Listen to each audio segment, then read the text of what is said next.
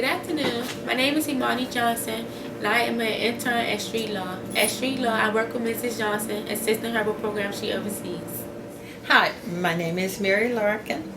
I was raised in St. Louis, Missouri, and during the 60s, I was college age, a young adult, maybe a little older. How was conflict handled during the Civil Rights Movement?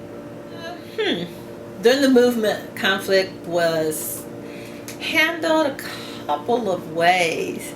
If you lived in the South and you protested and you boycotted, conflict was handled by pulling you off of that seat and by violence.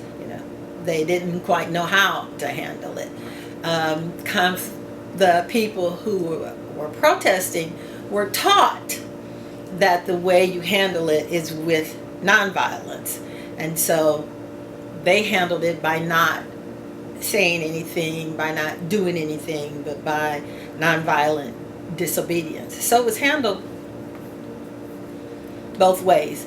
There was also the conflict that happens in your family was handled by discussing it, talking about it, and a lot of times even arguing about it. Should you do this? Should you do that? Is it better for you to go out and join the protest? Is it better for you not to? Is it safe? So there was conversations and conflicts inside your family, at least in mine, I know. And then there were conflicts in the city, and then there were conflicts, federally. What were some of the ways in which people protested? Okay, so you marched, you had sit-ins.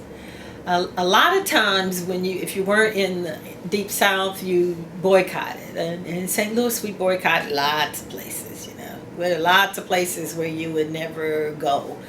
And so what I learned was what my parents called the power of the purse.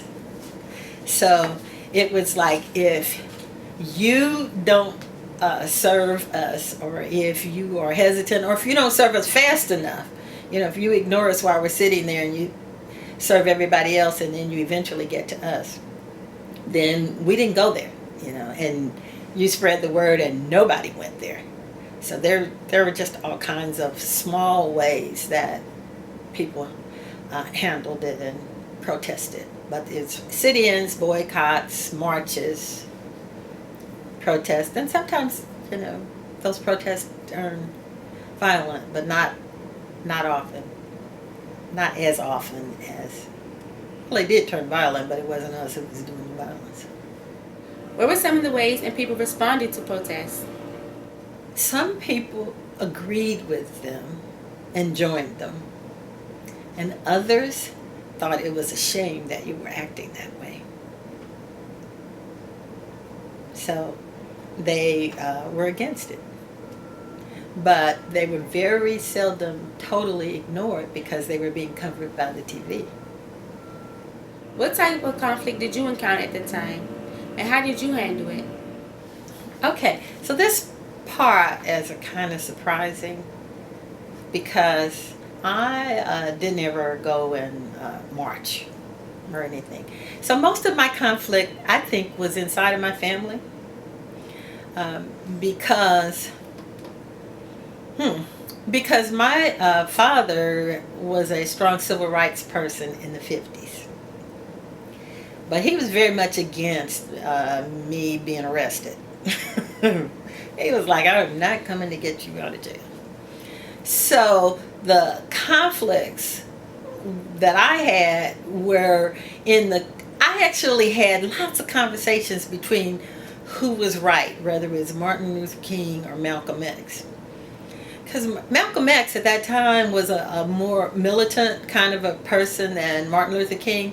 So my father was like a Martin Luther King, educate yourself and do better kind of a person. And I was like, no, let's fight the power, And so our conflicts were inside of the family. My hair was only supposed to be but so long.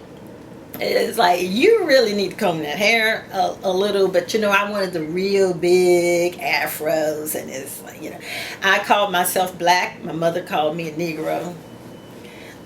So they, they were that kind of a conflict. They weren't the kind that I guess other people see as to what was conflict during the civil rights movement. But what the kind of conflict I had in my family, all of my friends were having too.